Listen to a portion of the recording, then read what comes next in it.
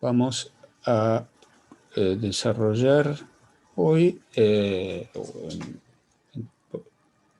si no terminamos hoy, seguiremos seguramente la clase que viene, con la cuestión de la empresa desde el punto de vista objetivo, patrimonial, que lo podemos enfocar como la cuestión del concepto de fondo de comercio, su tratamiento legal y la transferencia de fondos de comercio.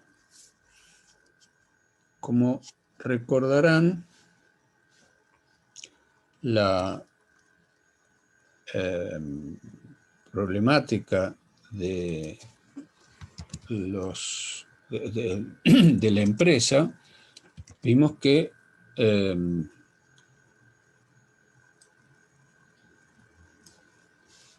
perdón, un instante.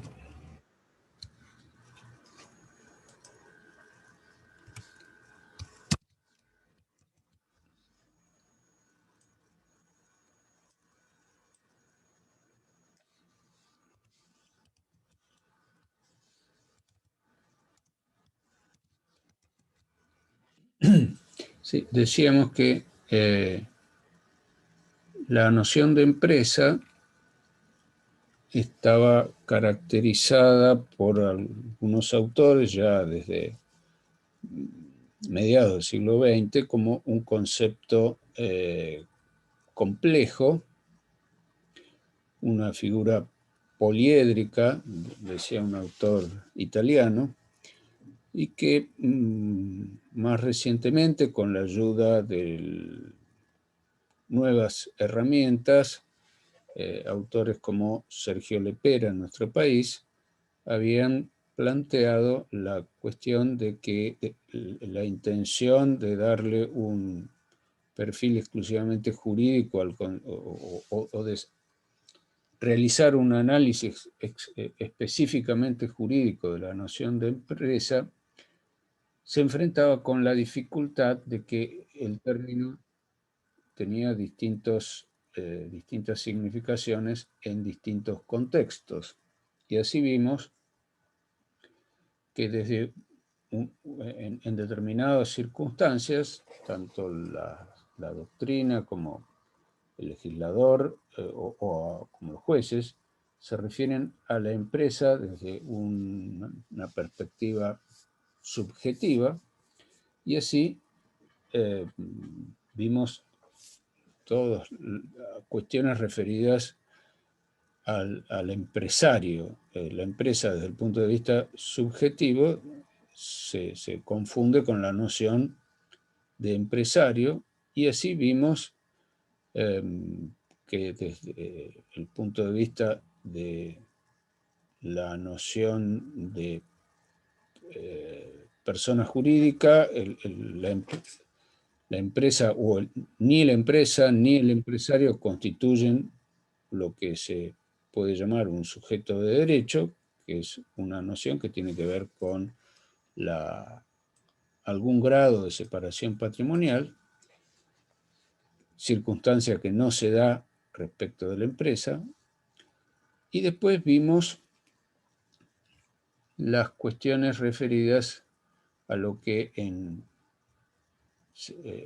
el marco de la legislación anterior a la reforma del Código Civil y Comercial se llamaba el Estatuto del Comerciante. Vimos sus obligaciones o cargas, más precisamente, y vimos entonces el régimen de contabilidad y las cargas tales como la registración, la problemática de la rendición de cuentas, etc.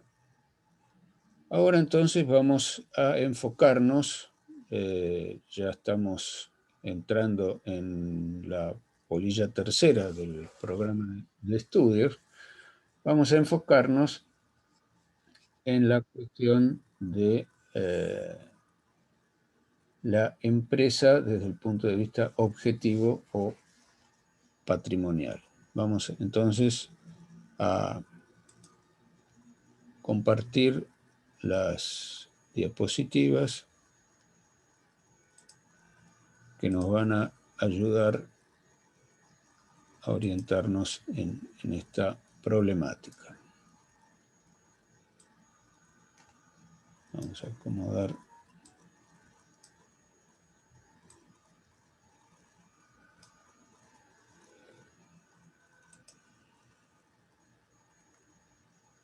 Bien. La empresa, desde el punto de vista objetivo o patrimonial o como fondo de comercio, plantea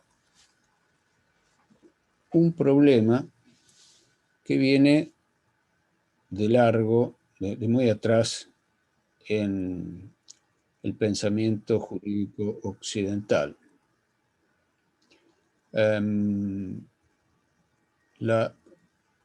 Enfocados en la problemática de la empresa como fondo de comercio, vamos a encontrar que la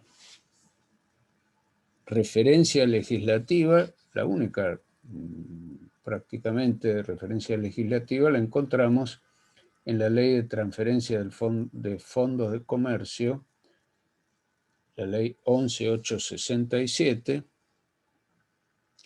que en su artículo primero enumera los elementos que deben considerarse comprendidos cuando dos sujetos celebran un contrato de transferencia de un fondo de comercio o de transferencia de una empresa en funcionamiento. Como sabemos, una empresa se puede organizar desde el cero, desde el punto cero, o alguien puede adquirir una empresa ya en funcionamiento. Entonces, a esos fines, en nuestro país se ha sancionado esta ley 11.867. Fíjense que siendo que la cuestión que regula esta ley es algo que está íntimamente ligado a aspectos centrales del derecho patrimonial, esta ley aparece fuera de los códigos, tanto del Código Civil como del Código Comercial, y esto no es un fenómeno exclusivo de la legislación argentina, sino que también en Francia, origen del sistema de codificación que ha seguido nuestro país, también se dio esta circunstancia. Allá, en los comienzos de la codificación del derecho privado, después de la Revolución Francesa, 1804, el Código Civil, y 1807, esta problemática del aspecto patrimonial de la empresa no había sido objeto de regulación. Tampoco en el Código de Comercio de 1807. Y si volvemos al punto en que en el primer tercio del siglo XX se regula la transferencia de empresas en funcionamiento en nuestro país y vemos la enunciación que hace la ley en el artículo primero respecto de los elementos que componen, que deben considerarse comprendidos en la transferencia de una empresa, vamos a ver que esa enumeración, vamos a leerlo primero, así no nos queda, vamos a cambiar de pantalla, vamos a leer el artículo primero. Acá tenemos la ley 11.867. Dice el artículo primero: decláranse elementos constitutivos de un establecimiento comercial o fondo de comercio a los efectos de su transmisión por cualquier título, y aquí viene una enumeración: las instalaciones, existencias en mercaderías, nombre y enseña comercial, la clientela, el derecho al local, las patentes de invención, las marcas de fábrica, los dibujos y modelos industriales, las distinciones honoríficas y todos los demás derechos derivados de la propiedad comercial e industrial o artística. Volvemos a la diapositiva. Esta enumeración dio lugar a que la doctrina procurara clasificar estos elementos y en general los autores han coincidido en clasificarlos como elementos estáticos y dinámicos. Dentro de los elementos estáticos, la doctrina ha incluido aquellos que podríamos relacionar con los que desde el punto de vista contable se ubican tanto en el activo como en el pasivo. Pero también los autores hablan de que dentro de los elementos que se consideran comprendidos en una transferencia, hay otros elementos que se consideran dinámicos. ¿De dónde viene esta cuestión? Bueno, el problema viene de lejos, porque en la primitiva conceptualización de los problemas patrimoniales que empezó a vislumbrar, que se empezaron a vislumbrar en el derecho romano, tenemos que la visión del hombre de la antigüedad visualizaba al ser humano, al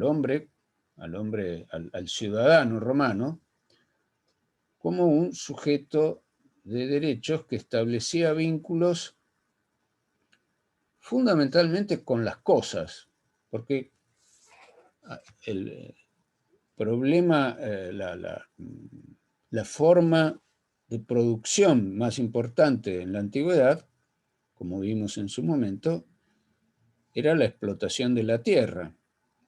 Y esto se daba a través, fundamentalmente, de esclavos, que desde el punto de vista de la concepción romana, los esclavos también eran cosas, tanto como la tierra o como las herramientas que se usaban para su explotación.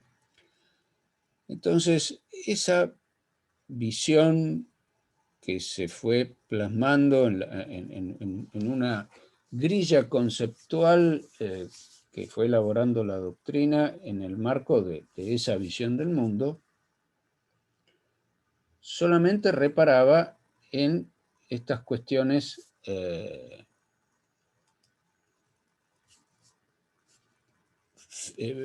nuevamente usamos la palabra estáticas. Y esa visión del patrimonio que fue transmitida por los romanos a la posteridad se fue a través de la larga evolución que sufre el derecho privado, llega al Código de Napoleón embebido de esa visión que acabamos de mencionar. Sin embargo,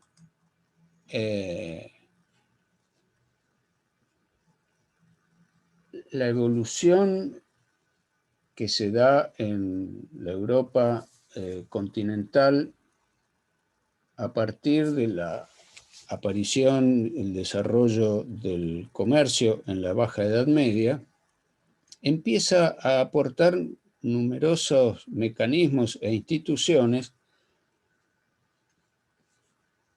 que ven la actividad económica desde un punto de vista dinámico. Empiezan a apreciar la importancia del tiempo en las relaciones jurídicas. Pero pensemos, hay numerosas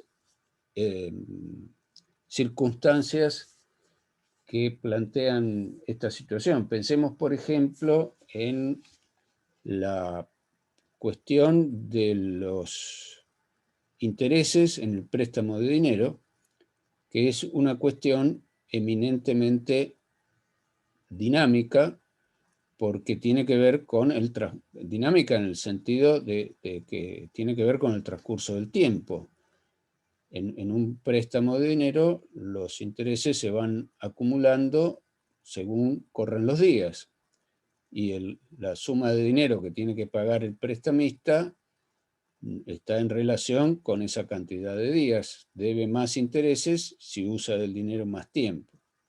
Bueno, acá tenemos un ejemplo de una institución, la de los intereses, que en el marco de la visión de la antigüedad no tuvo una adecuada conceptualización. Se veía al problema de los intereses como algo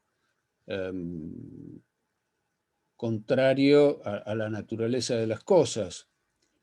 De ahí viene una famosa frase de Aristóteles cuando dijo que el dinero no engendra dinero.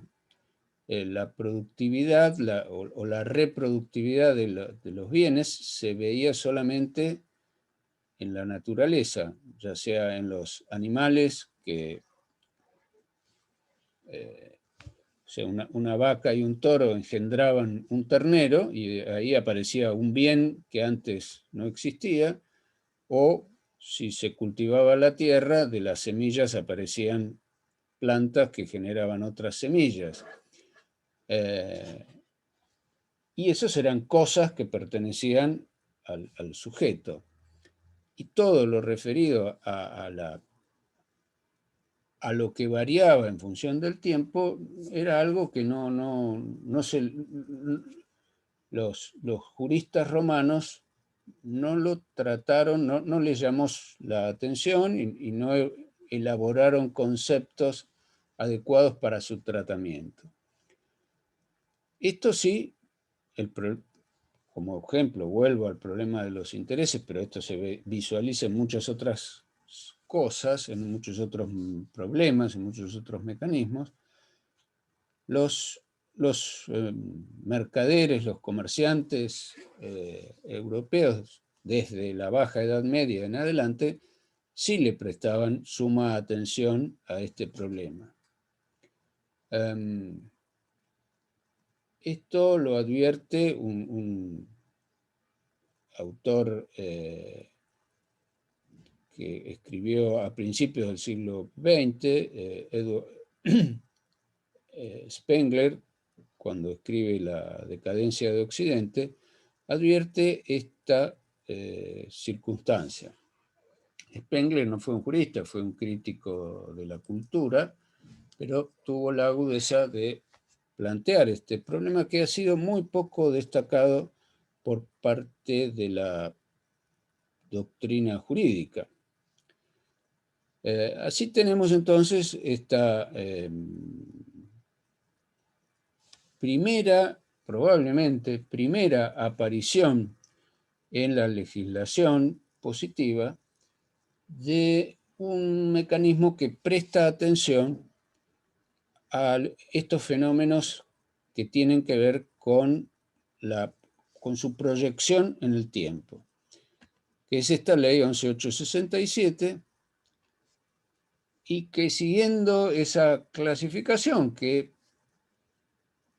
percibieron los autores que era merecedora de atención, tenemos que, de esa enumeración de elementos que contiene el artículo primero de la ley 11.867, aparecen ciertos elementos que son típicamente estáticos, como las instalaciones y los bienes de uso, perdón, las instalaciones o bienes de uso y las existencias de mercaderías, que son los bienes de cambio. Pero dentro de esa enumeración tenemos, por ejemplo, estos otros que aparecen en el artículo primero, el nombre, lo que en la vieja ley se denominaba nombre comercial, pero que esa vieja ley fue derogada por la actual ley 22.362, que se refiere a esta problemática de la identificación del sujeto que desarrolla una actividad económica, utiliza la expresión designación de la actividad. Luego tenemos la enseña comercial, la clientela, que es lo que está íntimamente relacionado con el valor llave, el derecho al local, patentes de invención, marcas de fábrica, dibujos y modelos industriales, distinciones honoríficas, etc. Todos estos elementos tienen un aspecto que fue individualizado por la técnica contable como elementos que se registran en el activo, pero tienen también un aspecto que no queda encapsulado en esa visión estática. Y reitero, recordemos que cuando hablábamos de la técnica contable y hablábamos de la elaboración del balance, decíamos que el balance era una fotografía de un patrimonio, pero que había aspectos que quedaban por fuera de esa fotografía y que era menester evaluar desde un punto de vista dinámico. Entonces, la contabilidad había desarrollado otros estados contables para tratar de aproximarse a esa visión dinámica de los patrimonios. Entonces, en el balance solamente queda capturado un aspecto de estos elementos dinámicos que tiene que ver con la verificación de gastos respecto del desarrollo de estos elementos. Esto lo señalamos cuando hicimos el comentario del artículo 63 de la Ley de Sociedades, de la Ley 19.550. Había un apartado dentro de los elementos del activo que hablaba de los bienes inmateriales que se debían reflejar en el balance solamente por su costo.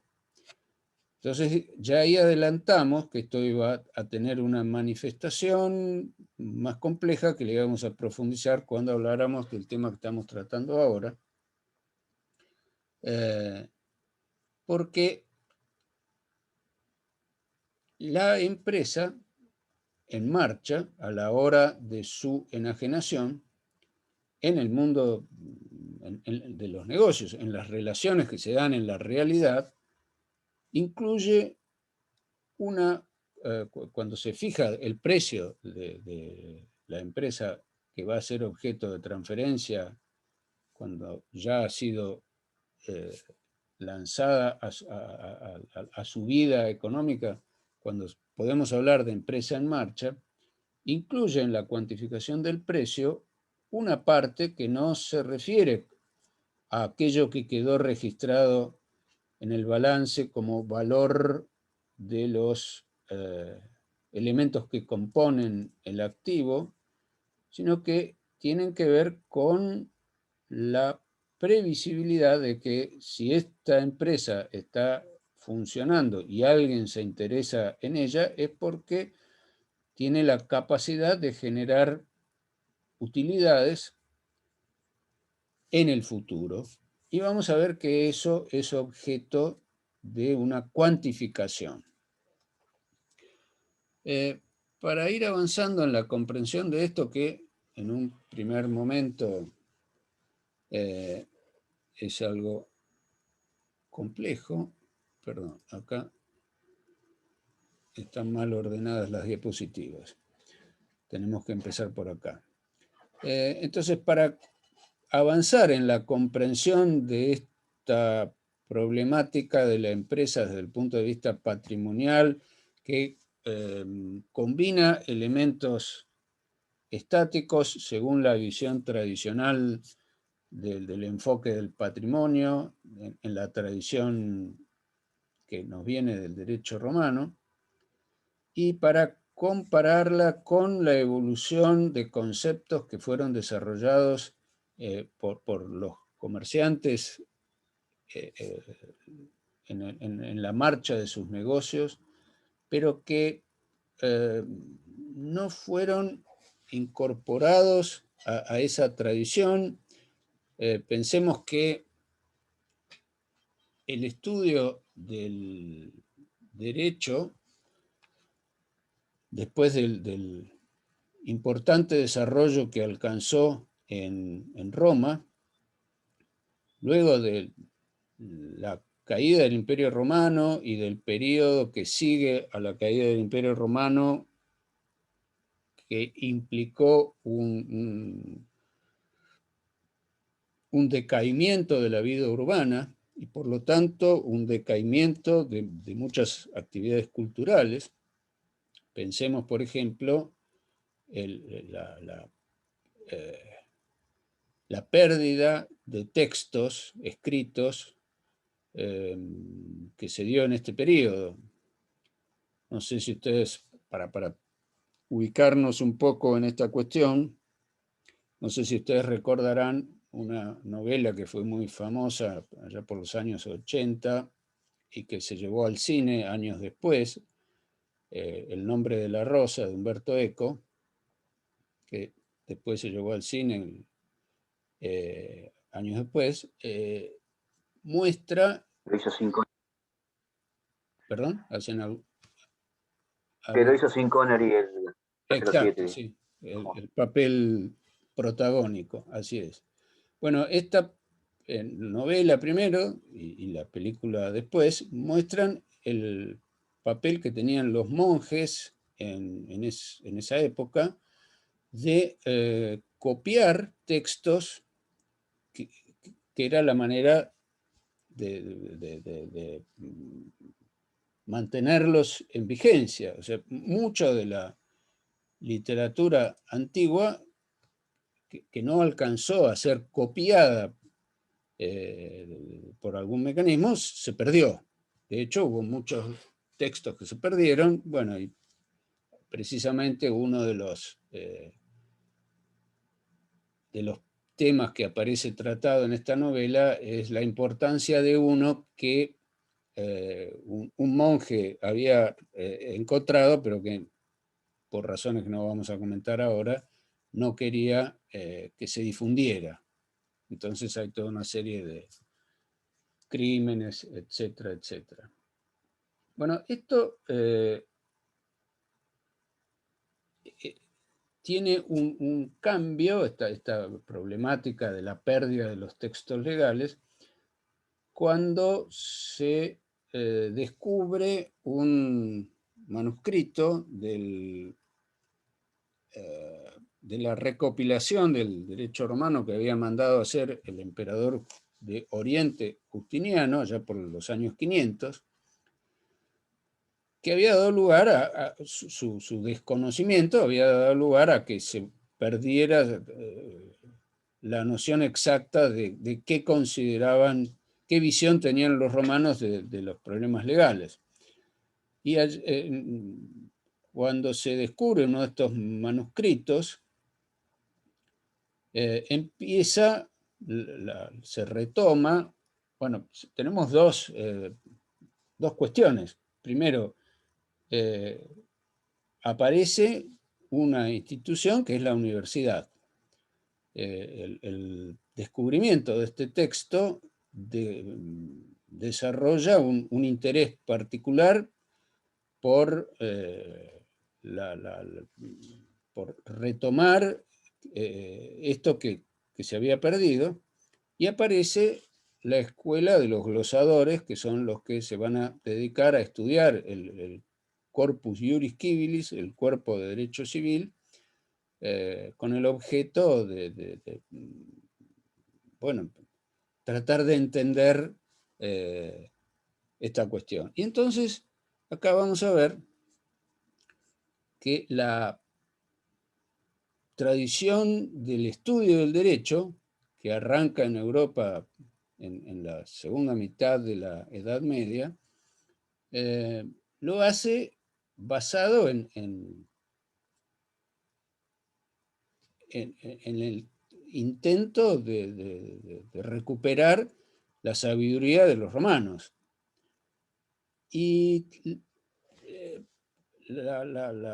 esta va a ser, luego de varios siglos, el origen del Código Civil francés. Y la problemática de las instituciones que se van a ir desarrollando en el mundo del comercio van a evolucionar al margen de del desarrollo de esa tecnología, llamémosle así, que habían cultivado los romanos, que era la elaboración de conceptos, esa grilla que dijimos en la primera clase que constituía la base de la metodología jurídica. Decíamos, cuando ustedes lo van a experimentar, cuando tengan una primera consulta, les va a venir una gran preocupación por recordar, bueno, esto, a ver, cómo lo relaciono con todo lo que estudié, y van a empezar a pensar en términos de lo que también se llaman naturalezas jurídicas. A ver, esto, ¿dónde lo estudié? ¿Esto tiene relación con qué materia? Bueno, ese trabajo fue muy pulido respecto de los problemas de la tradición del derecho civil y respecto de las instituciones que fueron naciendo al calor del mundo de los negocios de los comerciantes, quedaron un poco desconectadas. Entonces, todo aquello que tenía que ver con la circulación del crédito, por ejemplo, como la letra de cambio, que fue un elemento creado para el traslado para la circulación de los derechos, entre otras muchas cuestiones, no tenían una inserción y una vinculación sistemática con ese nutrido cuerpo de conceptos que tenían la larga tradición que habían elaborado los romanos. Entonces, esto explica, y vamos a tratar de entender cómo lo podemos ver hoy. Y nos va a resultar útil para esta cuestión hacer una comparación con los elementos que leímos hace un momento, que la ley de transferencia de fondos de comercio considera comprendidos en una transferencia, con los elementos que la ley de sociedades incluye respecto de los que deben incluirse en un balance. En esta diapositiva tenemos que en la columna de la izquierda están comprendidos los incisos, están expuestos los incisos que están comprendidos en la primera parte del artículo, los rubros, las cuentas que deben incluirse en la columna del activo de un balance, que son el dinero, el apartado A, El apartado B se refiere a los créditos provenientes de las actividades sociales. C, los bienes de cambio. D, las inversiones en títulos de deuda pública. E, los bienes de uso. F, los bienes inmateriales. Acá venía esta disposición que tiene tanta repercusión para entender esta cuestión de la evaluación de la empresa, que vamos a ver más adelante. Los bienes inmateriales por su costo, con indicación de sus amortizaciones, etc. Y en la otra columna tenemos los elementos que incluye el artículo primero de la ley 11.867. Y vemos que aparecen las existencias en mercadería, los podemos correlacionar con el inciso C, los bienes de cambio. Y luego las instalaciones, que lo podemos relacionar con los bienes de uso. Y luego viene toda una serie de elementos, nombre, patentes, clientela, etcétera, etcétera, que se relacionan con los bienes inmateriales. De esto se sigue que no todos los elementos que deben incluirse en una transferencia de fondo de comercio corresponden con la totalidad de un patrimonio. El patrimonio en su integridad está reflejado en sus aspectos estáticos, está reflejado en el balance de una empresa. Pero los elementos dinámicos no.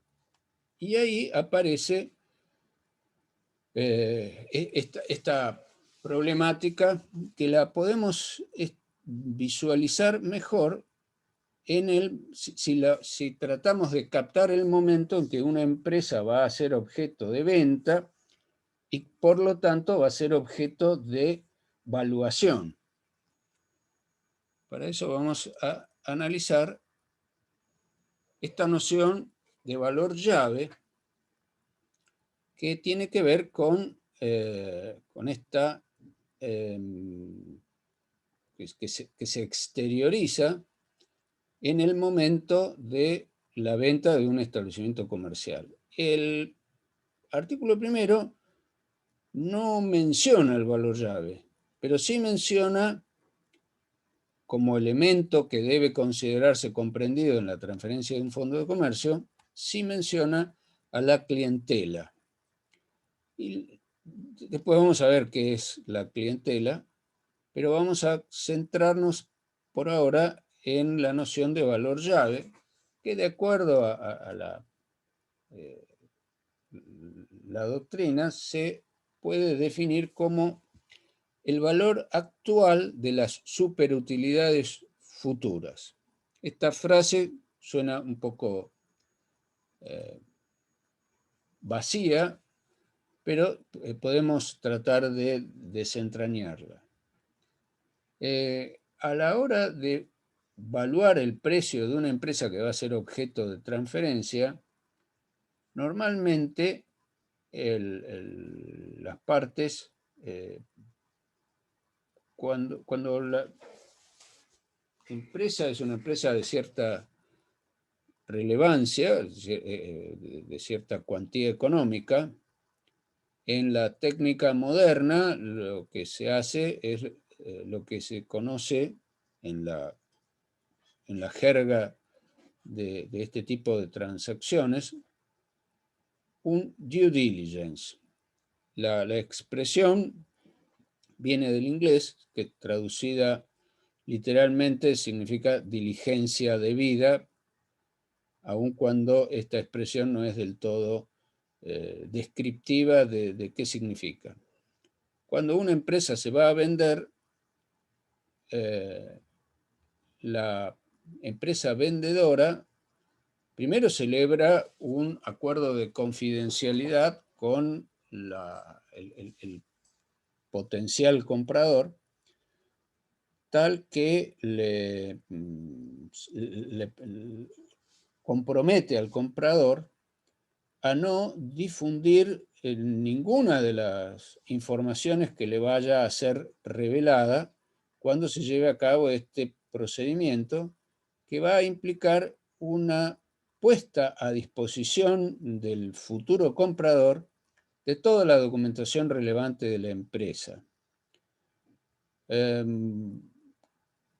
Porque esto va a permitir al comprador tener una noción más acercada a la realidad por un lado, bueno, si todo lo que figura en el activo realmente está en la empresa y si los activos tienen algún problema, y fundamentalmente evaluar el pasivo registrado, por un lado, y tratar de percibir los potenciales pasivos, los pasivos que se los denomina eventuales, porque no se han verificado como tales, no hay una documentación respaldatoria que permita registrarlos en el balance, pero hay razones para suponer que se pueden llegar a verificar. Y el otro aspecto de uno de los aspectos que van a resultar de este estudio minucioso que va a ser el potencial comprador de todo lo que hay dentro de la empresa, se van a considerar también los elementos relativos a la capacidad que tiene la empresa para generar ganancias en el futuro. Entonces, acá va a aparecer esta cuestión de evaluar este plus que puede tener una empresa. No necesariamente todos la tienen, pero además del precio que se paga por los elementos que la componen, los elementos físicos que la componen y los derechos verificados en el balance, además de todo esto, el vendedor va a querer cobrar un precio por las utilidades que no va a percibir porque se va a desprender de la empresa. Y de acuerdo a las convenciones de la técnica contable, esto se mide sobre la base de las utilidades generadas en los ejercicios pasados, porque evidentemente nadie puede saber que en el futuro las utilidades pasadas se vayan a repetir en el futuro. Pero el único elemento, el único indicio concreto que se tiene respecto de proyectar, prever cuántas utilidades puede llegar a percibir esta empresa en el futuro. Pero por otro lado, cuando hablamos de utilidades, esta definición no se refiere exclusivamente a las utilidades, sino a las superutilidades. ¿Qué se entiende de esto? ¿Qué se entiende por esto? Bueno, superutilidades son las que superan la rentabilidad estándar de cualquier activo. Si nosotros tenemos dinero que no usamos y no prevemos usar en el futuro, sabemos que lo vamos a tener inmovilizado por algún tiempo, y tenemos nuestro dinero depositado en un banco, bueno, ese dinero que sabemos que no vamos a usar y no tenemos la disposición de hacer ningún negocio particular, no disponemos de tiempo para gestionar ese negocio, ni información para hacer otro tipo de inversiones más complejas, bueno, lo que vamos a hacer es transferir ese dinero que teníamos en una cuenta a la vista, como una caja de ahorro, y vamos a constituir un depósito a plazo fijo y eso nos va a dar una renta. Eso es lo que podemos llamar la rentabilidad normal de cualquier capital en una economía monetizada. En la antigüedad esta posibilidad no existía para cualquiera, pero hoy por hoy, en las economías modernas, cualquier persona puede obtener una rentabilidad mínima de los capitales que tiene inactivos sin hacer nada. Simplemente contrata un plazo fijo y obtiene esa renta mínima. De manera similar, también hay otras inversiones como títulos de la deuda pública que emite el Estado para financiar sus actividades, y también paga una renta más o menos parecida, un interés más o menos parecido al que puede pagar un banco por un depósito a plazo fijo. Esas rentabilidades fluctúan en el tiempo, no son estáticas, pero más o menos nos dan la medida de cuál es esa rentabilidad estática. Pero el que va a comprar una empresa en funcionamiento no va a pagar, tan es así que el dinero, como vimos en el artículo primero de la ley 11.867, no declara comprendido en la transferencia del fondo de comercio, cuando lo que se vaya a vender es solamente el fondo de comercio, porque de hecho hay distintas maneras, esto lo vamos a ver más adelante, pero vamos ya apuntando esa idea. Hay distintas técnicas jurídicas para adquirir una empresa. Una es adquirir el fondo de comercio, otra estrategia puede ser comprar, si la empresa ha sido organizada como una sociedad, otra forma de obtener el control de esa empresa es adquirir las participaciones sociales del sujeto de derecho dueño del fondo de comercio. Y así vamos a ver que hay otros mecanismos. Pero cuando lo que se va a evaluar a los fines de una transferencia es solamente los elementos que la ley declara comprendidos en el fondo de comercio, el comprador no está interesado en el dinero que hay en la caja, porque no va a pagar un precio para que le entreguen dinero, porque es canjear dinero por dinero. Sería una transacción sin sentido. Cuando se habla de la rentabilidad de la empresa, se está hablando de aquella empresa que es capaz de generar utilidades que superan la rentabilidad normal de los capitales.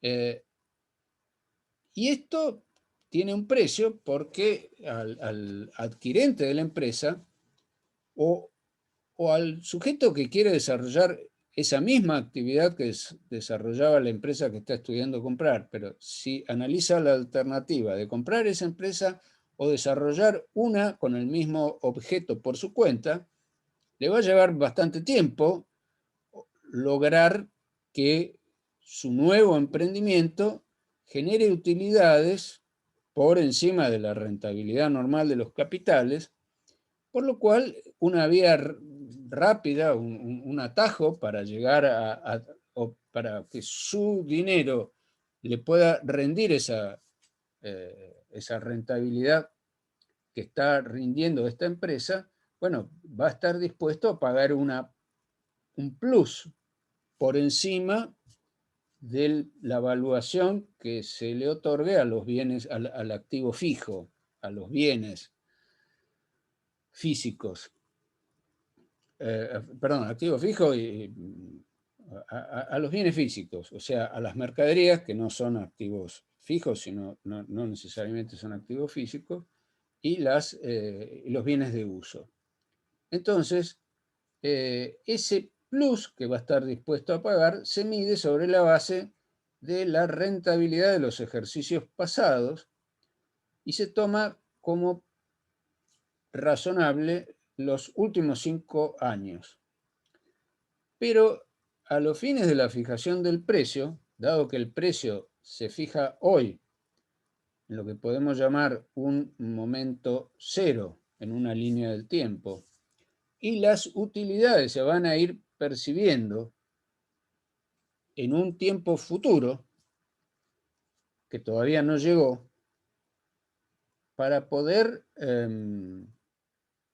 evaluarlo al día de hoy, el cálculo racional indica que hay que descontar, según la tasa de interés, el tiempo que falta verificarse con relación a esos ejercicios futuros, esos 5 ejercicios futuros, en los cuales va a poder cobrar esas utilidades. Esto ahora lo voy a desarrollar en otro gráfico que creo que nos va a permitir entender un poco mejor esta noción. La particularidad de este precio que se pacta a la hora de vender una empresa es que este precio no aparece registrado en el balance. Fíjense que lo que señalamos hace un momento del inciso F del apartado 1 del artículo 63, cuando decía que en el balance se registra los bienes inmateriales por su costo. Pero esa aptitud que tienen para todos estos elementos inmateriales, la clientela, las marcas, que son factores de atracción de la clientela en función de la calidad reconocida de ciertos productos, todos estos elementos coadyuvan a que una empresa en marcha tenga esa aptitud de generar utilidades superiores a la rentabilidad promedio de los capitales. Entonces, estos elementos, estos bienes inmateriales, solamente se registran en el balance cuando el empresario hizo gastos, ya sea porque compró una marca ya acreditada o hizo gastos para instalar una marca, por ejemplo, gasta en publicidad para que la marca se instale en el público, hace estudios de distinta índole y paga a asesores. Bueno, esas sumas de dinero las registra como gastos en el activo. Perdón, esos gastos los registra como activo porque no son gastos son gastos que tienen que ver con el desarrollo futuro de la empresa. Bueno, vamos a visualizar esta noción del valor llave con este gráfico. En el medio, estos números que aparecen adentro de este rectángulo, en el centro tienen el número 0 y tenemos una escala del 1 al 5 negativa hacia la izquierda y positiva hacia la derecha. El momento 0 representa el momento en que el vendedor y el comprador de la empresa se ponen a discutir sobre el valor llave. O sea, el precio de la empresa se va a fijar en, por un lado, el valor de los activos comprendidos en la transferencia, menos el valor de los pasivos, los ciertos y los eventuales, más el valor llave, o sea, la proyección de las utilidades futuras. Y la cuantificación de qué suma le va a agregar al precio este concepto, va a estar dado por las superutilidades de los últimos 5 ejercicios, que están representados por estos números negativos en el sentido de que se refieren a un momento pasado, y se van a proyectar al futuro.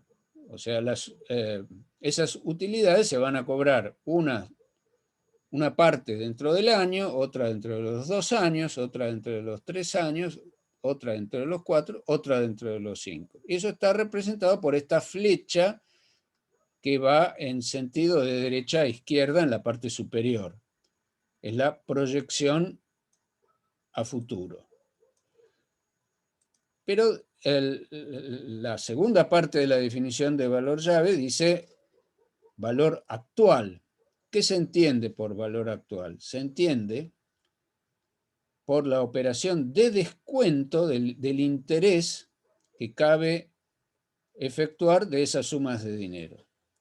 Si yo voy a cobrar 100 pesos de utilidad dentro de un año, al día de hoy le voy a descontar el tiempo, la tasa de interés que falta para que esos 100 pesos los vaya a cobrar. O sea, el vendedor, para desprenderse de esa utilidad futura de 100 pesos, le puede decir a su comprador, le cargo esta suma porque usted dentro de un año va a tener prácticamente asegurado el cobro de esta rentabilidad. Pero como por su lado, el comprador le va a decir, bueno, pero yo se la estoy pagando hoy, se la estoy anticipando. Entonces, a esos 100 pesos que va a cobrar dentro de un año, le va a descontar la tasa de interés, que supongamos que sea 10 pesos. A los 100 pesos que va que está vendiendo, de los cuales se está desprendiendo, pero que va a cobrar hoy por adelantado, se le va a descontar el interés correspondiente a 2 años. O sea, ya no van a ser 10 pesos, sino van a ser 20 pesos. Y así sucesivamente. Bueno, esta es la mecánica de la valuación del valor llave de una empresa. Y esto nos va a ayudar a entender la problemática de la conjunción de estos aspectos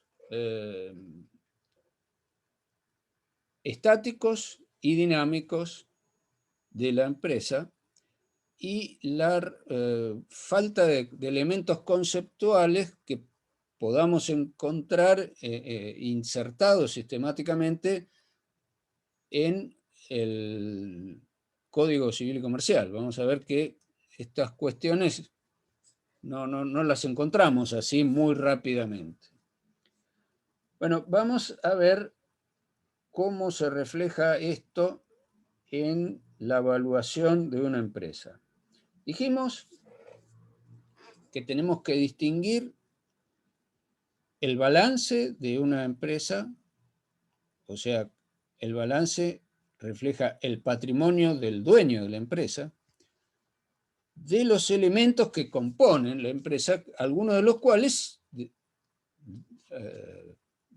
si la empresa es objeto de venta, no de la estructura jurídica de la cual que conforma, cuando el sujeto ha decidido constituirse como una sociedad, sino cuando solo se va a desprender de ciertos activos, son problemas distintos. Entonces, pero vamos a analizar el problema desde la perspectiva del balance del patrimonio que corresponde al sujeto titular. Acá tenemos un ejemplo, bueno, acá me faltó, me quedó la suma de esta columna representa el mismo valor que vamos a ver en la columna del activo. Tenemos una serie de valores adjudicados a las cuentas caja, mercaderías, bienes de uso, inversiones, marcas, patentes. Me faltó, se me perdió la suma, que es 41.700. Después Cuando envíe las diapositivas voy a tratar de llenar esto para que les quede claro, pero si no pueden hacer las cuentas por ustedes mismos. Tenemos asignados valores así caprichosos.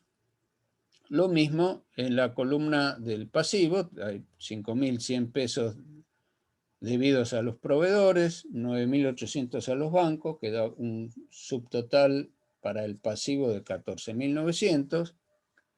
Y en el patrimonio neto tenemos un capital de 20.000 pesos, utilidades no distribuidas de 4.500 pesos, reservas por 2.300, que hacen un subtotal para el patrimonio neto de 26.800, que sumado al pasivo de 14.900 da 41.700, que es la misma suma del activo. Y supongamos que este patrimonio corresponde a una sociedad que ha emitido 200 acciones, o sea,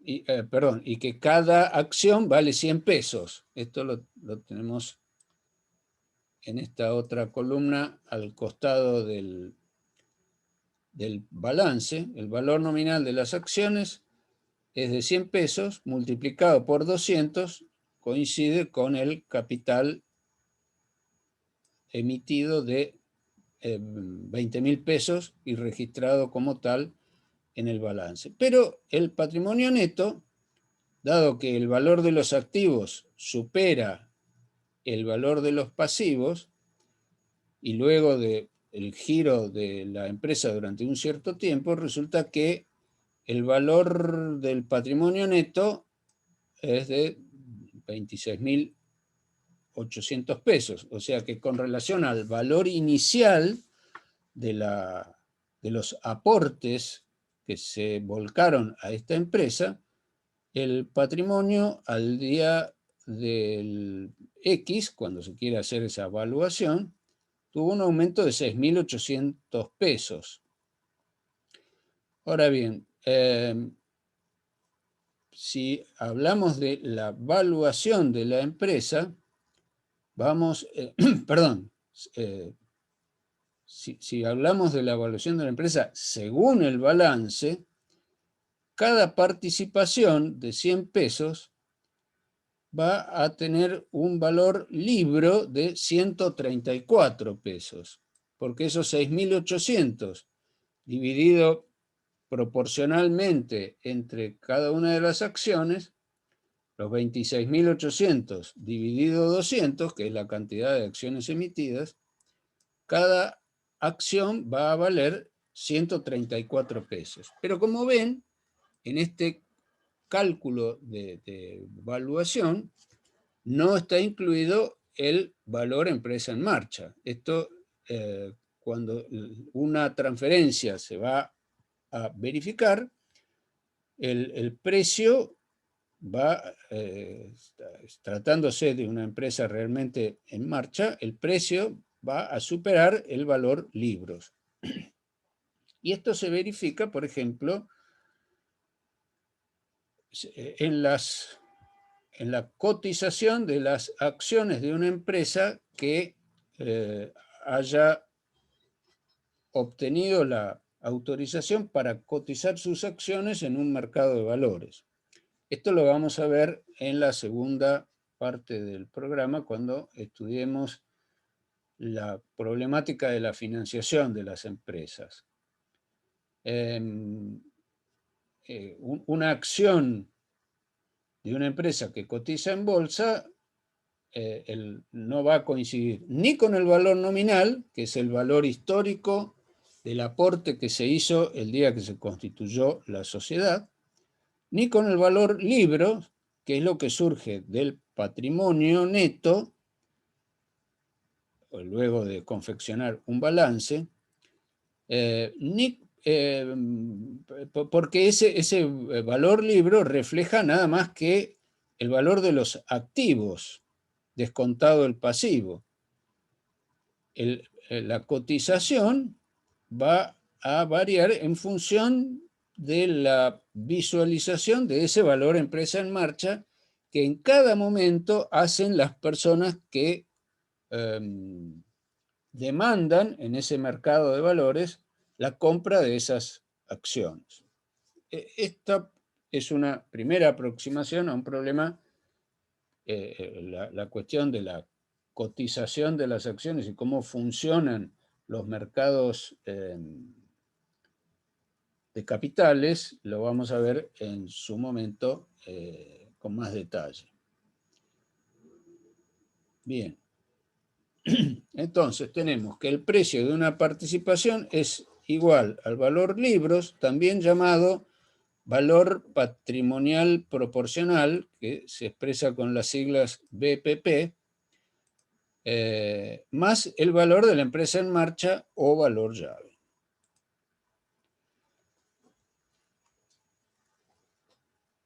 Ahora bien, decíamos que antes de entrar en las distintas formas jurídicas de adquisición de empresas, aclaremos que no toda empresa tiene un valor llave o no toda empresa tiene un valor de empresa en marcha. A veces, cuando, por ejemplo, si estamos hablando de la venta de las participaciones de una sociedad que es titular de ciertos activos y alguien está interesado en comprar esa empresa, pero la empresa no está desarrollando actividades o las actividades que realiza no están generando utilidades.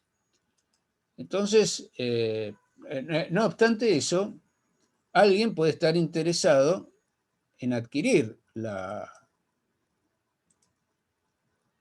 participaciones de esa sociedad.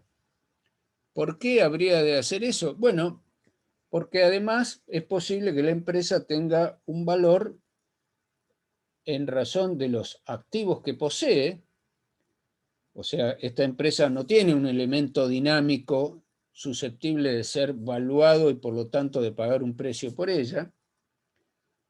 O también puede suceder que la sociedad titular de esos activos y que no está desarrollando una actividad que genere utilidades en particular, es posible que esa sociedad detente algún derecho, por ejemplo, una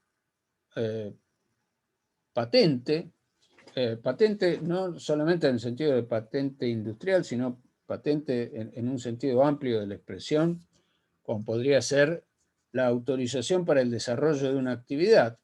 Una empresa de transporte que es titular de la concesión para la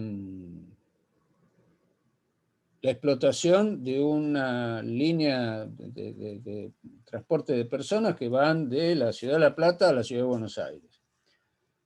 Esa autorización que una agencia estatal otorga tiene un valor en la medida que obtener para que otra empresa logre el otorgamiento de esa autorización, le va a llevar un tiempo y no tiene la certeza de que se la vayan a otorgar, entonces puede estar interesada o alguien en comprar esa empresa, aun cuando no esté generando utilidades, porque ya posee esa autorización y eso en sí mismo es es un valor adicional a la suma de los activos que pueda adquirir. Bueno, aclarado esto, vamos a ver que por lo menos tenemos tres mecanismos jurídicos, técnicos jurídicos, para que un sujeto comprador se ponga en la posición de disponer de esos elementos que para él son valiosos en función de la actividad que quiere desarrollar. Una forma de adquirir esa empresa es la regulada en la ley 11.867,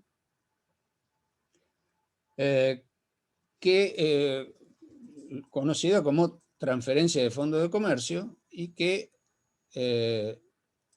no sé si alcanzan a ver el resaltado, es este caso que en el gráfico está representado en la columna de la izquierda.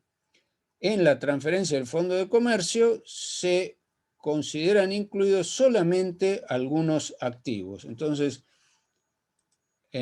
acá no hay contraste suficiente, pero lo único que está resaltado, bueno, es este cuadradito del medio tiene una coloratura diferente. No me salió en la...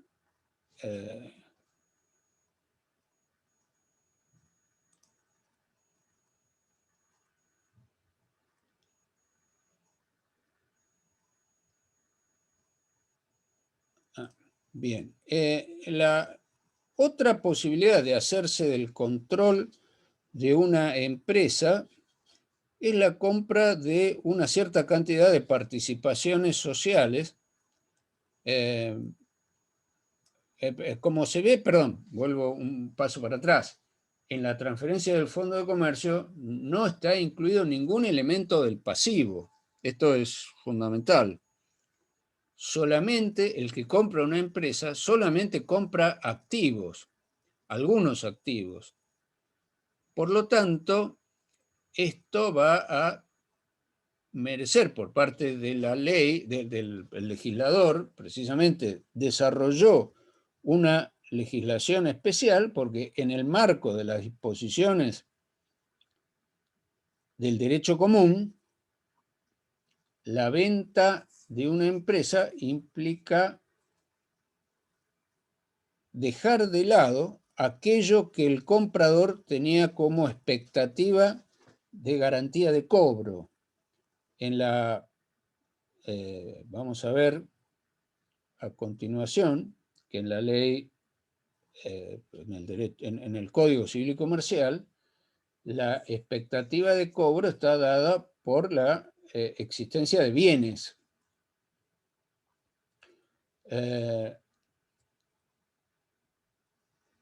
De bienes que constituyen la garantía común de los acreedores.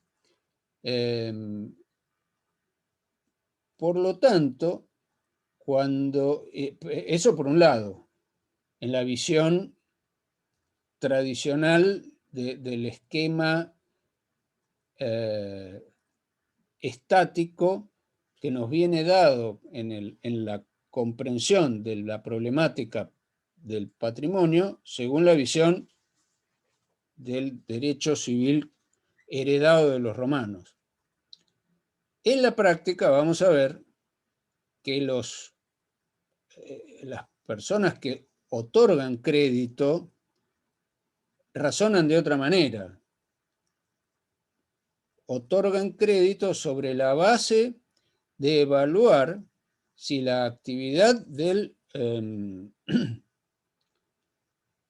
deudor va a generarle ingresos suficientes para poder pagar las obligaciones en el momento de su exigibilidad. Entonces esto, dado que ese es el presupuesto que no está establecido en ninguna norma positiva, pero que corresponde a la realidad de las cosas, esto llevó al legislador, ya bastante tiempo después de la elaboración de todo el sistema de derecho privado, de buscar una ley específica que garantice esa expectativa de los acreedores de cobrarse sobre los ingresos futuros, para lo cual la ley 11.867 elaboró un procedimiento de protección a los acreedores, que es lo que vamos a ver más adelante. Si por el contrario, lo que es la idea del comprador que quiere hacerse de una empresa en marcha es comprar el patrimonio en su totalidad, lo que puede hacer es adquirir las participaciones que otorgan el control de esa sociedad. O sea que no está comprando solamente algunos activos, sino que está comprando el activo y el pasivo en proporción a la cantidad de acciones adquiridas. Por lo tanto, el problema, bueno, la compraventa de acciones no está regulada como un mecanismo en particular. Por cierto que tenemos normas sobre las acciones y cómo se transfieren en la ley 19.550 y luego tenemos regulado el contrato de compraventa que puede incluir, es decir, en realidad en la nueva regulación del contrato de compraventa que trae el Código Civil y Comercial, la compraventa solamente tiene como objeto cosas, bienes físicos. Una compraventa de acciones sería una cesión de derechos, pero cuando la cesión de derechos se hace por un precio, se rige por las reglas del contrato de compraventa. Pero no hay normas específicas respecto de la compraventa de acciones, que tiene una particularidad. La compraventa de acciones supone que este mismo mecanismo que describí hace un momento, conocido como el due diligence, el comprador va a hacer una revisión integral de la documentación y de la contabilidad y de toda la información, no solamente contable, sino información que pueda constar en la administración de la sociedad, para lo cual le va a pedir opinión a los abogados de la sociedad respecto del conocimiento que puedan tener de la existencia de pasivos eventuales. Entonces, quien compra un patrimonio va a tener que, así como el que compra una empresa en marcha, va a tener que colaborar con un procedimiento legal, en el caso de la transferencia de solo el Fondo de Comercio, va a tener que depositar el precio para que esto sirva para desinteresar a los acreedores, que se van a quedar sin la expectativa de cobro de los ingresos de la actividad, porque el vendedor se va a desprender de la actividad. En el caso de la compra-venta de acciones, el comprador de las acciones va a tener que tomar otras previsiones, porque el comprador de las acciones está comprando un patrimonio. Y esto significa que está comprando activos que están sometidos como garantía de cumplimiento de las obligaciones que están reflejadas en el pasivo. Pero el pasivo refleja solamente aquellas relaciones jurídicas que ya se han exteriorizado y han generado una documentación tal que permite valuarla y reflejarla en el balance. Pero hay otros pasivos, los eventuales, que no están reflejados en el pasivo. Y por lo tanto, y esto no está regulado en ninguna norma, esto es una cuestión que surge de la práctica de los negocios, según esa práctica, quien compra participaciones de una sociedad que desarrolla una actividad que está en funcionamiento, tiene que prever y descontar del precio que va a pagar la aparición de pasivos eventuales. Para esto no hay mecanismos regulados legalmente, sino que, insisto, hay prácticas. Una de esas prácticas es retener una parte del precio de venta de esas participaciones sociales y depositarlos en una cuenta que va a funcionar como garantía. En la jerga de los negocios, esa cuenta se conoce con el nombre de cuenta escrow, para lo cual se van a otorgar instrucciones a un tercero, por ejemplo un banco que puede abrir esa cuenta donde se va a retener esa suma de dinero, y se le van a otorgar instrucciones de ambas partes respecto de cómo utilizar esos fondos, si dentro de un cierto plazo se verifican esos pasivos que fueron evaluados en esa suma retenida. Si pasado ese tiempo los pasivos no se verificaron, las sumas se reintegran al vendedor. Bueno, una tercera forma jurídica de desprenderse de una empresa en funcionamiento o de adquirir una empresa en funcionamiento es a través de la fusión de sociedades, que está regulada en la ley 19.550. O sea, en la fusión de sociedades tenemos dos sociedades que constituyen una tercera, cuyos patrimonios, o sea, los activos de las dos sociedades se suman. O sea, acá tenemos estas flechas que de la columna del activo de la sociedad 1 y de la columna del activo de la sociedad 2 confluyen en la columna del activo de la sociedad fusionaria, y así con los pasivos. O sea, la sociedad fusionaria recibe la totalidad de los activos y de los pasivos de las sociedades fusionantes. En razón de esto, cuando estudien el régimen de fusión de sociedades, van a advertir que la ley 19.550 contiene reglas muy parecidas a las de la ley, muy parecidas en el sentido funcional, en el sentido económico, a las que contempla la ley 11.867 respecto de la transferencia de fondos de comercio.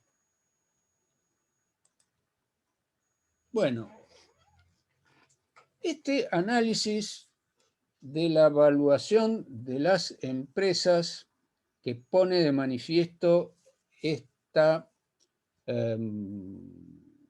doble problemática que encierra un patrimonio, la problemática de los elementos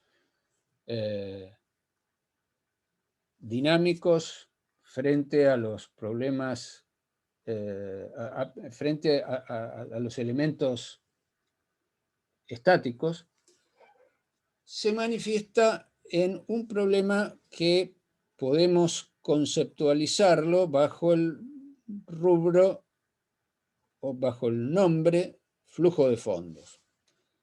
Esta noción de flujo de fondos, que tiene una importancia crucial en el funcionamiento de las empresas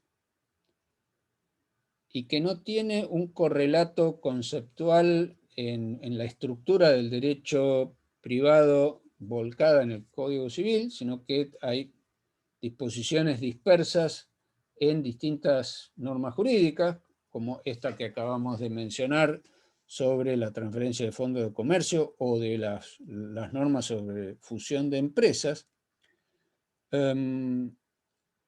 Es una noción que en su origen fue elaborada más bien desde el lado de las ciencias económicas y tiene distintos enfoques.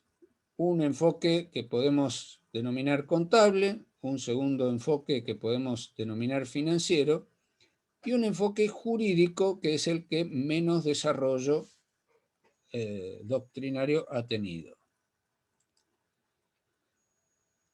Para visualizar estas perspectivas, vamos a tratar de analizar este cuadro que nos va a permitir una aproximación a esta noción.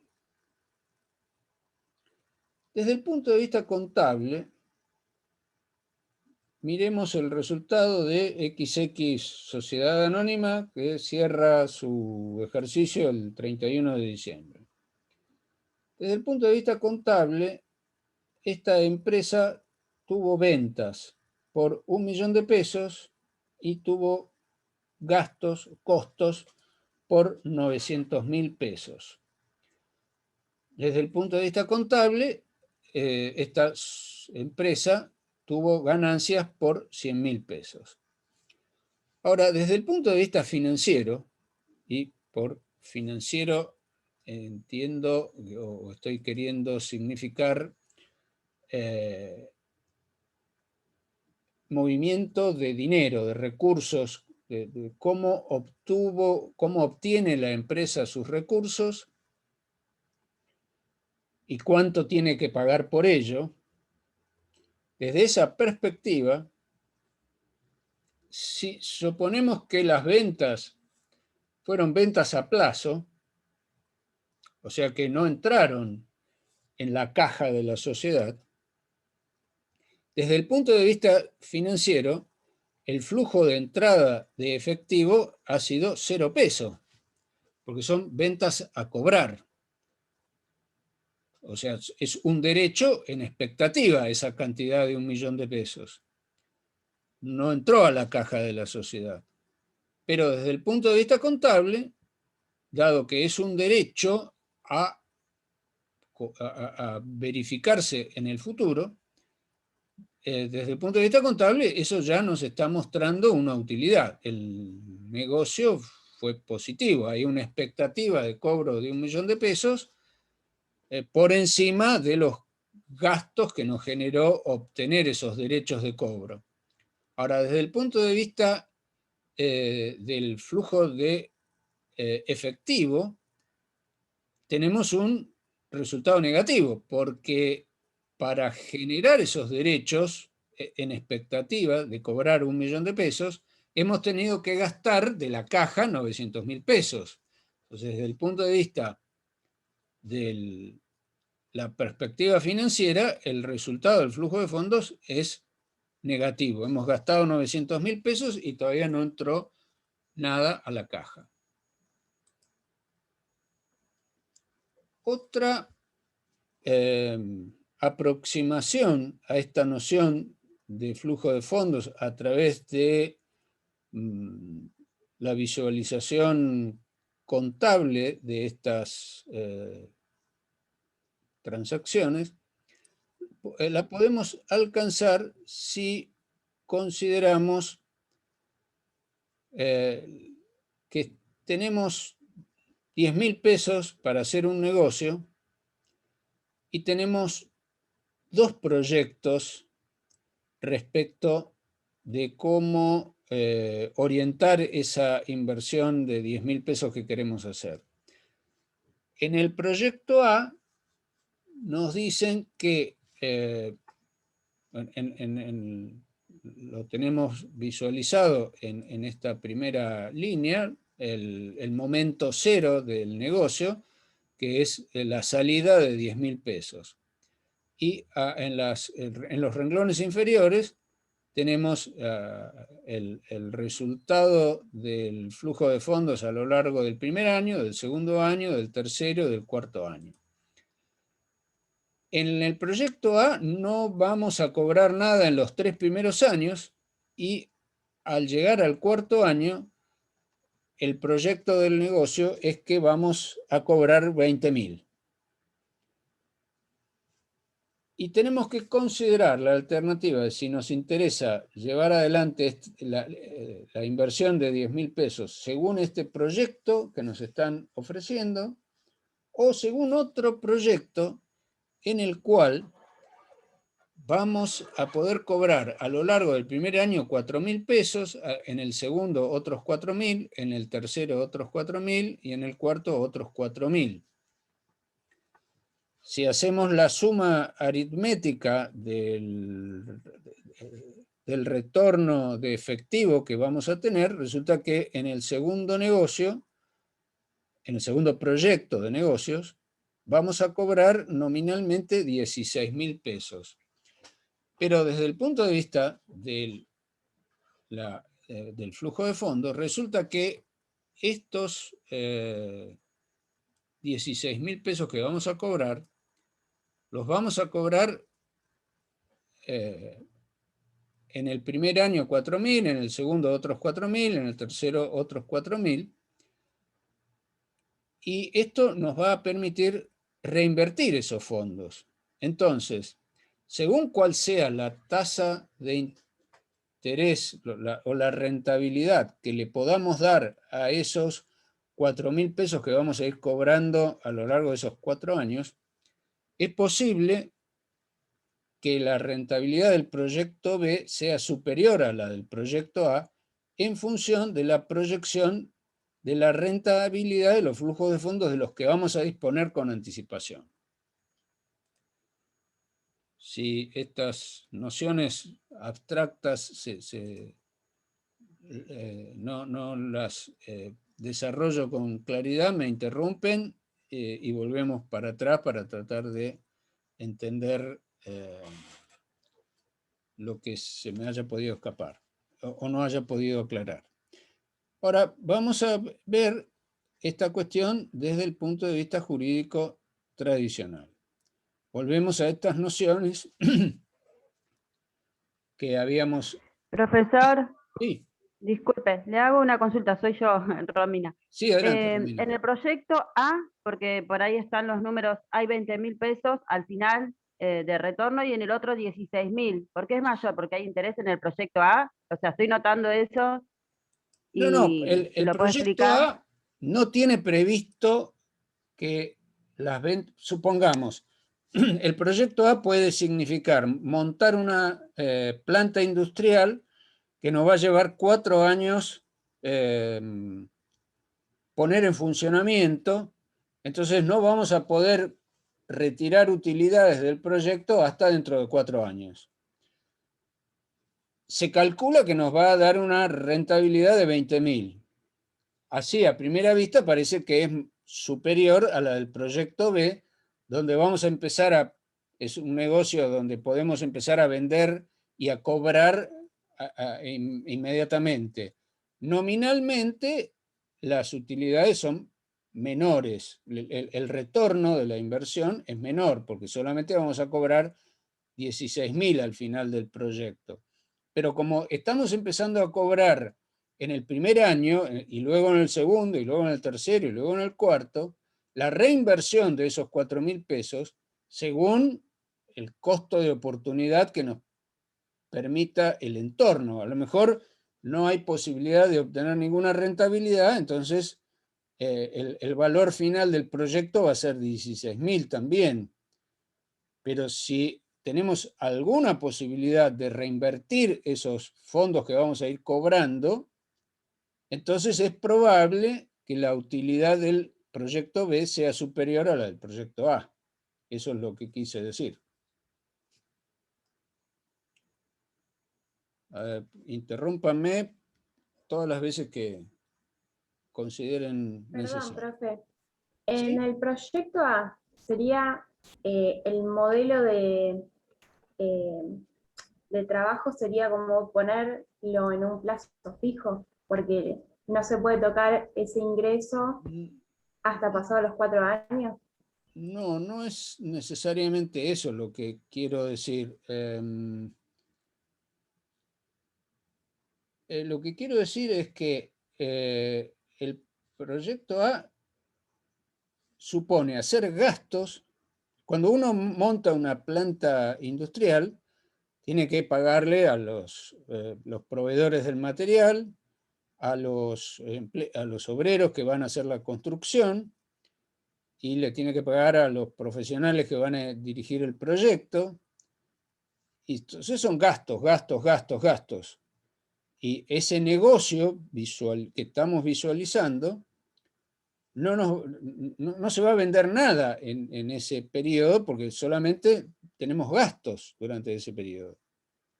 Recién cuando termina de construirse la planta industrial, que nos va a llevar 4 años, vamos a empezar a vender y ahí vamos a tener, vamos a poder cobrar 20.000 pesos. Ahí no hay posibilidades de reinvertir nada porque solamente ha salido dinero de nuestra caja. En el otro proyecto,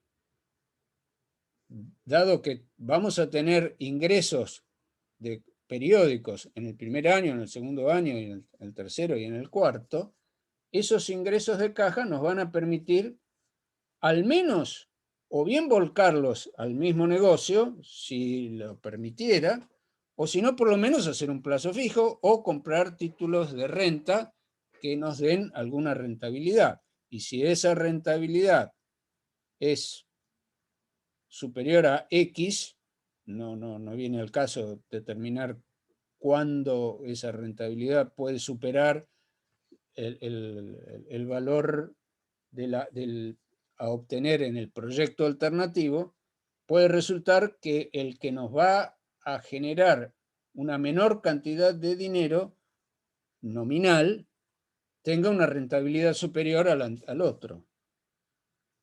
Ese es el razonamiento que trato de transmitir. No sé si le queda Ahora claro. sí, profe. Ahora sí me quedó claro. Muchas gracias. De nada. Bien. Un segundito, que ya retorno a...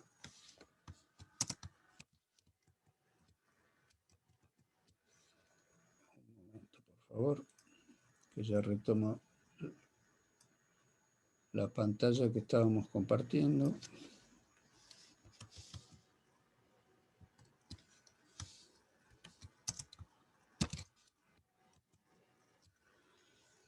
Bien.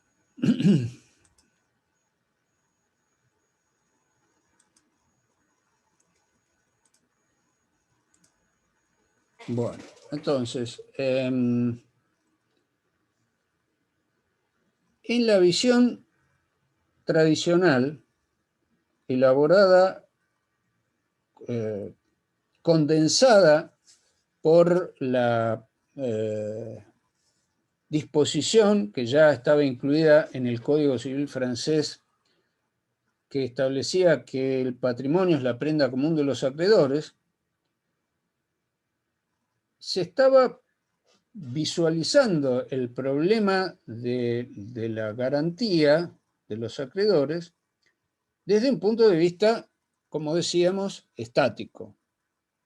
Pensemos que el derecho romano ni siquiera había elaborado esta regla que luego queda consolidada en el Código Civil francés, en esta frase de que el patrimonio es la prenda común de los acreedores, sino pensemos que en los orígenes del derecho romano antiguo, recordemos que cuando hablamos de derecho romano estamos haciendo referencia a un periodo de 1000 años aproximadamente, o sea, vuelvo a reiterar, en la época antigua, el mecanismo de garantía de los acreedores estaba dado por la persona del deudor. Una obligación era un vínculo de tipo personal. Si alguien no cumplía con su obligación, el acreedor podía tomarlo como esclavo al deudor. Y podía ponerlo a trabajar o podía... En fin, había una visión, podemos decir, vengativa. Es decir, este no cumplió con lo que se comprometió a hacer y yo, bueno, me perjudiqué, por lo menos voy a tener la satisfacción de verlo al deudor encadenado y mirarlos y quitarme la bronca. Y eventualmente puedo llegar a obtener algún beneficio si lo hago trabajar. Por cierto que esto no era un mecanismo muy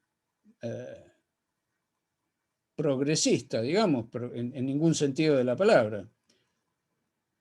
Recién, ya por la época de la República o fines de la República, o sea, acercándonos a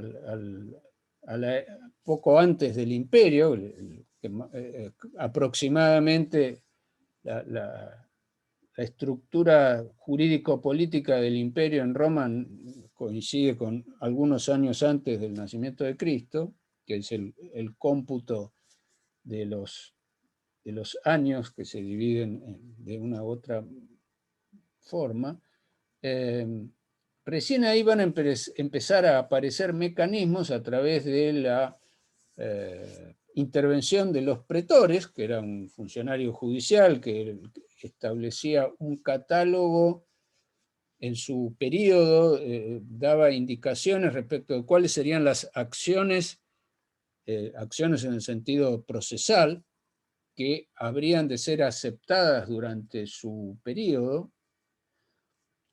El pretor no era un juez, sino era la estructura del procedimiento romano es totalmente distinta de la moderna, pero era un funcionario a quien se le delegaba esta función de proponer un catálogo de acciones procesales a las que el juez, la función del juez era algo parecido, más bien no era un funcionario permanente, sino alguien que cumplía una función parecida a lo que hoy sería un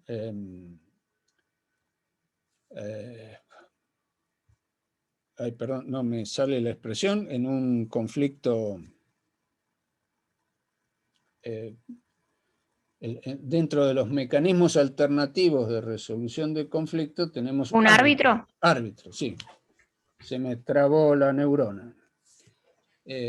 La función del juez era algo parecido a la de un árbitro, que era un funcionario no permanente. Se lo nombraba para ese propósito y escuchaba las pretensiones del actor y del demandado, pero las pretensiones que podía admitir eran las que habilitaba el pretor. Y ahí es cuando vemos aparecer, ya después de varios siglos, la figura de la posibilidad de sacar a la venta bienes del deudor. O sea, el patrimonio no era el respaldo de las deudas, sino que era la persona del deudor en el comienzo. Y luego, muy gradualmente, se va a ir corriendo esta noción a la idea de que lo que servía de respaldo era el patrimonio. Pero siempre en una visión estática, porque, por otro lado, la actividad económica no ofrecía otras alternativas. Entonces, de ahí es que vamos a compartir el texto legal para recordarlo. Vamos a ver el Código Civil. Ahí tenemos a la vista. Tenemos dos disposiciones. El artículo 242, que dice, recordemos, en el Código de Vélez esta disposición no existía. Toda la doctrina consideraba que la regla del derecho francés sobre que el patrimonio era la prenda común de los acreedores era una disposición implícita, pero no estaba escrita. Cuando se sanciona ahora en el nuevo Código Civil y Comercial por la Ley 26.994, tenemos el artículo 242 que dice: todos los bienes del deudor están afectados al cumplimiento de sus obligaciones y constituyen la garantía común de sus acreedores, con excepción de aquellos que este código o leyes especiales declaran inembargables o inejecutables. Los patrimonios especiales autorizados por la ley solo tienen por garantía los bienes que los integran. Y luego tenemos el artículo 743, a ver si aquí lo vemos, que dice: bienes que constituyen la garantía. Los bienes presentes y futuros del deudor constituyen la garantía común de sus acreedores. Acá tenemos una aproximación a esta idea dinámica de los patrimonios en la que aparece la importancia que tiene las sumas a cobrar, que en realidad, esto pensémoslo desde esta perspectiva. Hay un autor estadounidense que planteó este ejemplo que me resulta muy ilustrativo y que siempre se los propongo a los alumnos para entender este problema. Pensemos en una persona que va a contratar un viaje en un transporte, pues cualquiera sea, es útil para la analogía que vamos a hacer. Supongamos que va a viajar en un avión y por alguna razón, porque es supersticioso o porque tiene información acerca de que el avión puede tener alguna dificultad, piensa que realmente puede haber un accidente. ¿Qué haría esta persona actuando racionalmente? ¿Contrataría un seguro de vida o se bajaría del vuelo? Supongo que todos elegiríamos bajarnos del vuelo. No obstante lo cual, no dejaríamos de contratar el seguro de vida, porque aún suponiendo que el vuelo pueda ser muy seguro, como decía Toussaint, puede fallar. Por lo tanto, tomemos esta metáfora, este ejemplo como metáfora respecto del problema, volvamos a las diapositivas, del problema de la garantía. El patrimonio hace las veces del seguro de vida, pero cuando un acreedor, actuando racionalmente, concede crédito, alguien que antes de transformarse en acreedor está evaluando y considerando si va a concederle crédito o no a su posible deudor, lo que evalúa no es solamente si va a tener bienes a los cuales rematar en caso de que no le pague. Va a evaluar si la actividad, si el negocio de su probable deudor le genera ingresos, o sea, le genera un flujo de fondos, y no confundamos ingresos con ganancias.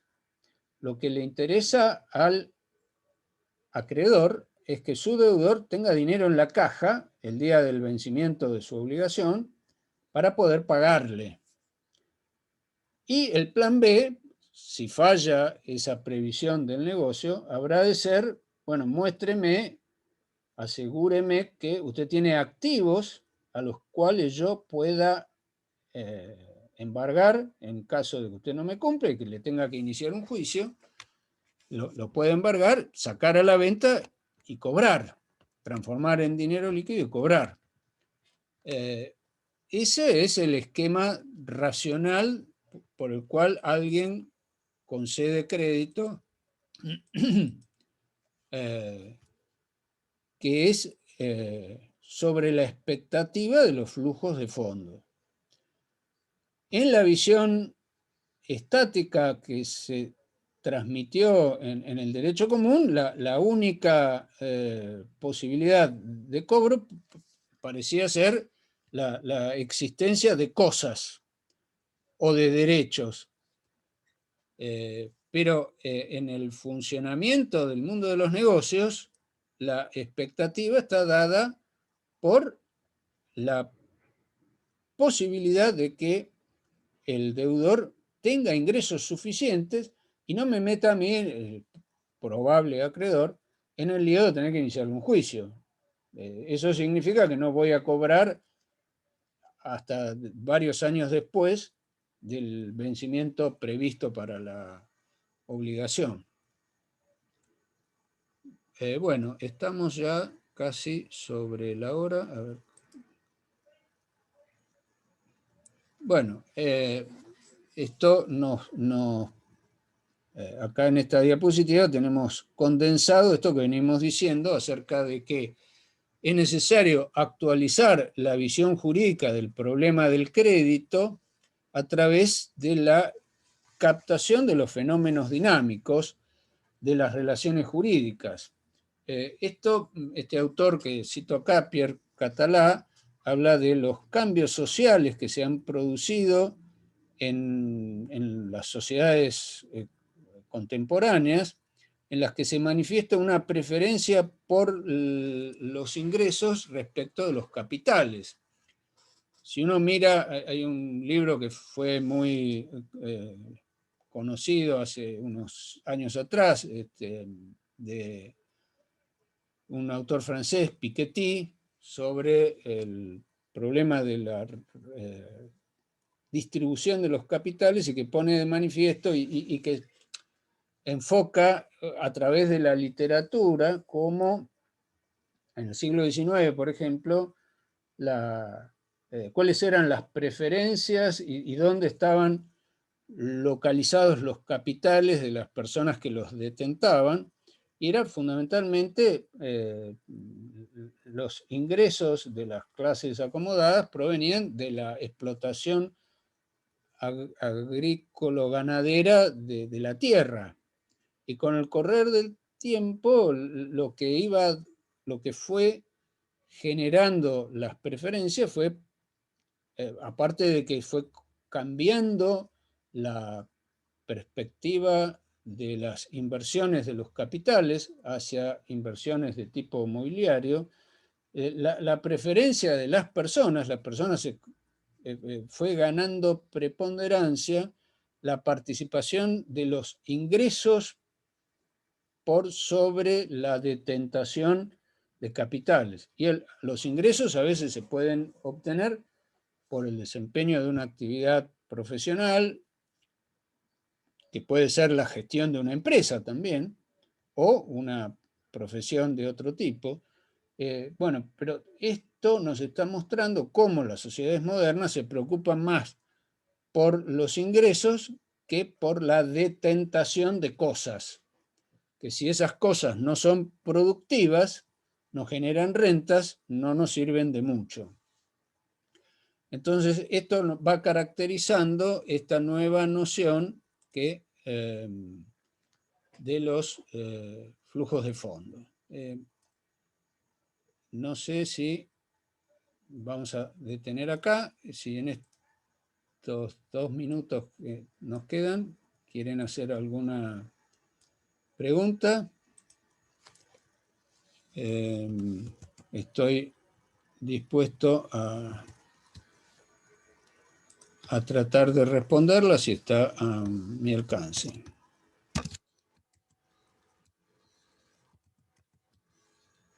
¿No hay preguntas?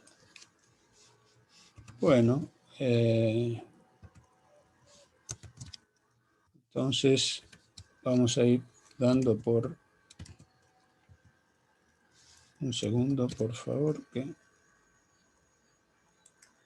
acomode.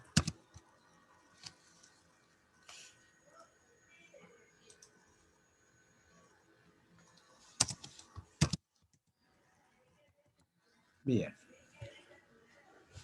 Bueno, si no hay más, si no hay preguntas, esto no quiere decir que no me las puedan hacer después, por correo o en la próxima clase.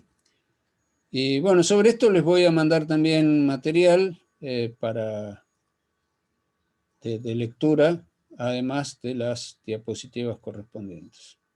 Bueno, gracias a todos por participar. Nos vemos el lunes que viene. Que tengan buen fin de semana. Gracias a Hasta vos. luego. Gracias, profe. Hasta luego.